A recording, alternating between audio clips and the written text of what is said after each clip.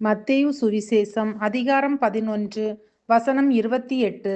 வருத்தப்பட்டு பாரம் சுமக்கிறவர்களே, நீங்கள் எல்லாரும் என்னிடத்தில் வாருங்கள், நான் உங்களுக்கு இளைப்பாறுதல் தருவேன்.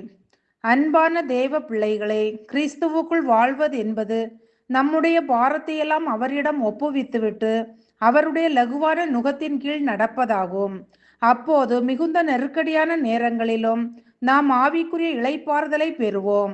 அவர் உங்களை விசாரிக்கிறவரானபடியால் உங்கள் கவலைகளையெல்லாம் அவர் மேல் வைத்து விடுங்கள் என்று பேதுரு அறிவுறுத்துகிறான். அன்பானவர்களே, தேவன் நம் கவலைகள் மற்றும் பாரங்களை சுமப்பவர் மட்டுமல்ல, நம்மை ஆதரிக்கவும் கிருபை உள்ளவர்.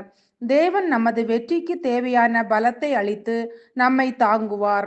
நாம் அவர் மீது நம்பிக்கை வைக்கும்போது அவர் தம்முடைய பரிசுத்த ஆவியால் நம்மை நிரப்புவார், நம்மை ஆதரிப்பார், பூரண சமாதானத்தை நமக்கு தருவார். இயேசு நம்முடைய பாவங்களுக்காக ஒப்பு கொடுக்கப்பட்டும் நாம் நீதிமான்களாக்கப்படுவதற்காக எழுப்பப்பட்டும் இருக்கிறார் என்று வேதம் வெளிப்படுத்துகிறது. இயேசு நம்முடைய பாவங்களுக்காகவே மரித்து 3ஆம் நாளில் உயிர்த்தெழுந்தார் என்று விசுவாசிக்கிற நாம் அவருடைய வழிகளில் நடக்கும்போது கிறிஸ்துவுக்குள் நீதிமான்களாக்கப்பட்டிருக்கிறோம் என்பது உறுதி. பிரியமானவர்களே, நாம் அவருக்கு பயந்து அவர் வேதத்தை இருதயத்தில் பதித்திருக்கிற அவருடைய பிள்ளைகளாய் வாழ்வோம் என்றால் நிச்சயமாகவே நம் தேவன் நம் ஒவ்வொருவருக்கும் இளைப்பாறுதலை தருவார். சோர்வுற்ற நம் உள்ளங்களுக்கு ஆறுதல் தருவார். வாடி போய் இருக்கிற நம் இருதயத்திற்கு நிறைவான சமாதானத்தை தருவார். நம் கண்ணீரை துடைப்பார்.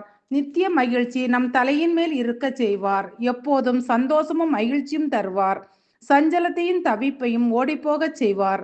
பிரியமானவர்களே, இன்றே அவர் சமூகத்தில் வந்து நம் இருதயத்தில் இருக்கிற எல்லா பாரங்களையும் இறக்கி வைப்போம். அவர் தருகிற இளைப்பாறுதலை பெற நம்மை அர்ப்பணிப்போம். ஜெபிப்போம். அன்பின் பரலோக பிதாவே, இந்த நாளுக்காகவும் இந்த சத்தத்தை கேட்கிற ஒவ்வொருவருக்காகவும் உமக்கு நன்றி அப்பா.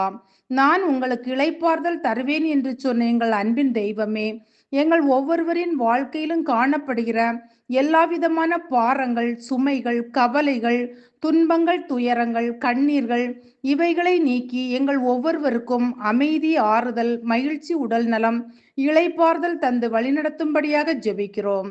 இயேசுவின் நாமத்தில் பிதாவே, ஆமென். நீர் இருக்க கவலை எனக்கில்லையே, நீரெல்லாம் பார்த்து கொள்வீரே. நீர் இருக்க கவலை எனக்கில்லையே, நீரெல்லாம் பார்த்து கொள்வீரே. யெகோவாயீரே, யெகோவாயீரே, யெகோவாயீரே, யெகோவாயீரே. நீர் இருக்க கவலை எனக்கில்லையே,